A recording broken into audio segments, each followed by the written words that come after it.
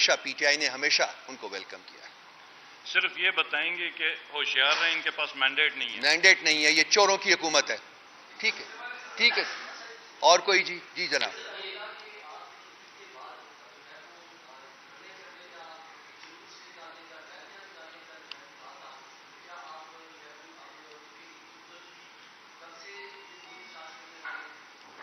ये जो है हमने जलसों का ऐलान कर दिया है सारे पंजाब में। हमने डीसीज को लिख दिया है परमिशन के लिए, लेकिन हमें पता है कि हमें परमिशन नहीं मिलेगी, सो हम कोर्ट्स में भी चले गए हैं। सारे पंजाब के जलसों का ऐलान हो चुका हुआ है। कराची का जलसा 28 अप्रैल को हो रहा है, उसकी तैयारी जारी है। इसके अलावा और बाई इलेक्शंस की हमें अपनी पॉलिटिकल एक्टिविटी के लिए भी परमिशन नहीं मिल रही, उसके लिए भी हम कोर्ट्स चले गए हैं। जरा थोड़ा सा मेरे भाई मीडिया के दोस्तों से, भाइयों से मेरी एक रिक्वेस्ट है कि जरा इन चीजों को खुद भी देखा करें कि क्या हो रहा है, किस तरीके से हमें अभी तक जुल्म और जबर के नीचे दबाया जा रहा है। हमारी पॉलिटिकल राइट्स जो है उनको डिनाई किया जा रहा है, नहीं दे रहे आज भी। आज वो एक जो डाकू रानी है जो पंजाब के ऊपर हुक्मरान है, वो उसकी देखिए कि डायरेक्शंस क्या हैं, किस किस तरीके से वो हमारे राइट्स को कर्ब कर रही है, सलब कर रही है। मेहरबानी मेहरबानी, बहुत शुक्रिया जनाब, थैंक यू। अस्सलाम वालेकुम। अस्सलाम वालेकुम।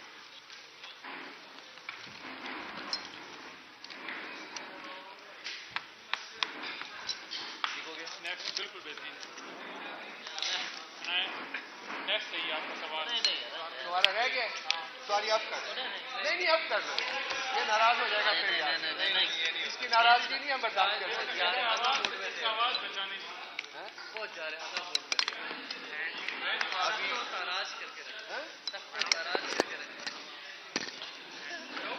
दे दूंगा।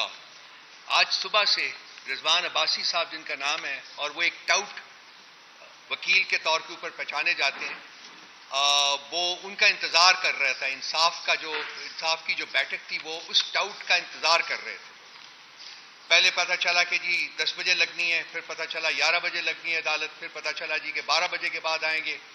अब ये नईम साहब डिटेल बताएंगे कि कब वो अदालत लगी और किस तरीके से ये टाउट जो था ये फाइनली पहली बाय द वे 2 हेयरिंग्स के ऊपर ये भागा हुआ था अदालत से, वर्चुअली एब्सकॉन्ड कर चुका हुआ था। आज आया और उसने चंद मिनट सिर्फ ये अदालत को ये थ्रेटन किया कि आज मैं अपनी जो सबमिशंस है वो पूरी नहीं कर सकूंगा, और ये सबमिशंस देने से कबल ही उसने ये धमकी जो है वो अदालत को लगाई। और आपको ये मुकदमा जो है इसमें आप कम से कम मुझे 4 हफ्ते की मोहलत दें ताकि मैं आके अपने जो दलाइल हैं वो मुकम्मल करूं और उसके बाद आप इसकी जजमेंट दें। तो और वो अदालत जब उसने अपने दलाइल शुरू किए तो वो दलाइल शुरू करने के दौरान ही रोस्ट्रम से उतरा और गायब हो गया एज इन द पास्ट। और अदालत जो है उसका मुंह देखने की बजाय और उसको जजमेंट अपनी देने की बजाय उन्होंने आज एक दफा फिर 24 अप्रैल तक की तारीख जो है वो दायर कर दी। बाकी तफसील मेरा ख्याल है कि नईम ज्यादा बेहतर दे सकेंगे। नईम बताइए क्या हुआ अदालत में आज? बहुत शुक्रिया जी। आपको बताता जाऊं कि इद्दत के दौरान निकाह वाले केस के अंदर खान साहब और बुशरा बीबी साहिबा को सजाएं सुनाई गई थी, तो उनके हवाले से उस फैसले को चैलेंज किया था, उसमें अपील थी। आज 8 बजे हमारी टीम वहां पर हम सब मौजूद थे, लेकिन ये कहा गया कि रिजवान अब्बासी साहब जो कि खाबर मानिका के वकील हैं, जो कि हर मुकदमे में सरकार की तरफ से पेश होते हैं और इस मुकदमे में खाबर मानिका के वकील बन के आए हैं, और ये सरकार कहती है कि हमारा इस किसी भी केस से कोई ताल्लुक नहीं है। तो आपने देखा होगा, चाहे वो साइफर केस हो, चाहे वो तोशाखाना केस हो, चाहे वो अलकादे ट्रस्ट केस हो, हर केस में ये सरकार की तरफ से बतौर वकील पेश हुए हैं। 10 बजे का टाइम, फिर 1 बजे का टाइम। 1 बजे समाअत शुरू हुई है, थोड़ी सी समाअत के बाद वो कहते हैं जी कि मेरे पास मैं पूरा तैयार होकर नहीं आया। अदालत ने कहा कि आप दलाइल जो हैं वो जारी रखें। दलाइल दिए गए। दलाइल क्या दिए गए? जजमेंट पढ़ी गई 50 सफ़ों की, और उसके बाद अदालत ने यह कहा कि आप मजीद जारी रखें, क्यों रोक गए? फिर उन्होंने ये किया कि कंप्लेंट पढ़ने लग पड़े।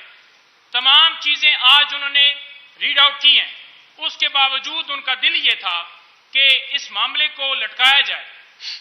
दरमियान जब आर्गूमेंट्स हो रहे थे तो जानबूझकर 10-10 सेकंड रुक जाना, ताकि घड़ी का टाइम जो है पूरा हो और मामला लिंगर ऑन हो। ईद से पहले इसलिए भागे कि ईद के ऊपर